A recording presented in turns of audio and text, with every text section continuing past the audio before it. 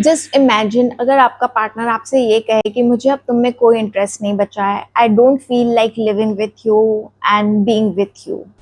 कितना बुरा लगेगा ना। You feel so bad about yourself. पर क्या ये सही है? क्या आपको पार्टनर सिर्फ इसीलिए चाहिए होता है कि वो आपको अच्छा लगे, आपको खूबसूरत दिखे, आपको पैम्पर करता रहे? No, relationships are more than that.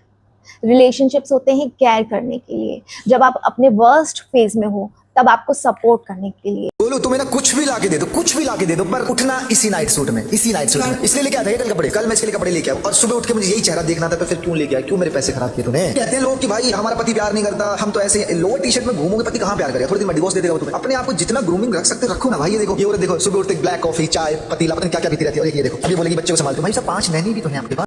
Now in this video ये बात कितनी आसानी से कह दी गई कि मुझे तुम में कोई इंटरेस्ट नहीं बचा है, बिना ये सोचे समझे देखे कि आपका पार्टनर क्या फेस कर रहा है, किस सिचुएशन से गुजर रहा है, क्या प्रॉब्लम्स हैं उसकी लाइफ में। आप कुछ भी समझना ही नहीं चाहते हो, बट आपकी एक्सपेक्टेशंस हैं कि आपका पार्टनर जैसा आप चाहते हो वैसा लगे, वैसा करे, वैसा कहे। I believe that this is a red signal in any relationship. ये रिलेशनशिप लॉन्ग रन तक नहीं चल सकते। एंड वैसे भी ऐसे पार्टनर का रोल ही क्या आपके जीवन में जो आपके साथ सिंपैथी ना रखता हो। अरे सिंपैथी छोड़ो, एम्पैथी तक ना रखता हो कि ये बंदा या बंदी किसी बात से अभी डिमोटिवेटेड है, हेल्थ ठीक नहीं है या कुछ ना कुछ प्रॉब्लम उसकी लाइफ में है। उस चीज़ को समझ के आपने ओवरकम करने की कितनी कोशिश की। The real test is for the other partner. जो सफ़र कर रहा है उस पार्टनर के लिए इतना बड़ा टेस्ट नहीं है।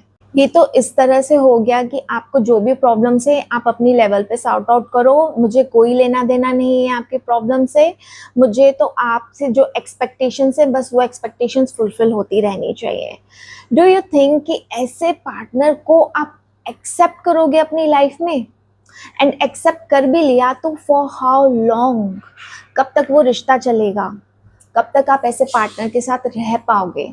रिश्ते एक्सपेक्टेशंस पर नहीं चल पाते हैं। रिश्ते चलते हैं फॉरगिवनेस पर, एडजस्टमेंट पर, अंडरस्टैंडिंग पर। और जहाँ रिश्तों में ये तीनों चीज़ें ही नहीं हैं, वहाँ रिश्तों की भी शायद कोई वैल्यू नहीं है।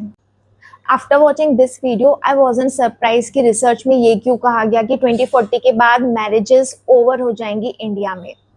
ओवर हो भी जानी चाहिए। अगर आपके पार्टनर की एक्सपेक्टेशंस ऐसी हैं जो अंडरस्टैंडिंग से दूर चली जाती हैं, वो वैसे भी रिश्ते टिक नहीं पाते हैं, वो रिश्ते लंबे समय तक चल नहीं पाते हैं। क्योंकि रिश्तों में हमेशा ऐसा ही लगता है कि आप सामने वाले को कभी नहीं बदल सकते। आपका पार्टनर भी चाहता है कि आप में कुछ अच्छी चीज़ें नहीं हैं तो वो चेंज कर दे, आप चाहते हो कि आप अपने पार्टनर को चेंज कर दो, but it's practically not possible. क्योंकि हम अपने एथिक्स, अपनी वैल्यूज़ अपने साथ लेकर चलते हैं और इनको कैरी फॉरवर्ड करते रहते हैं। अब बदल बदल के भी इंसान कितना ही बदल जाएगा, थोड़ा सा बस।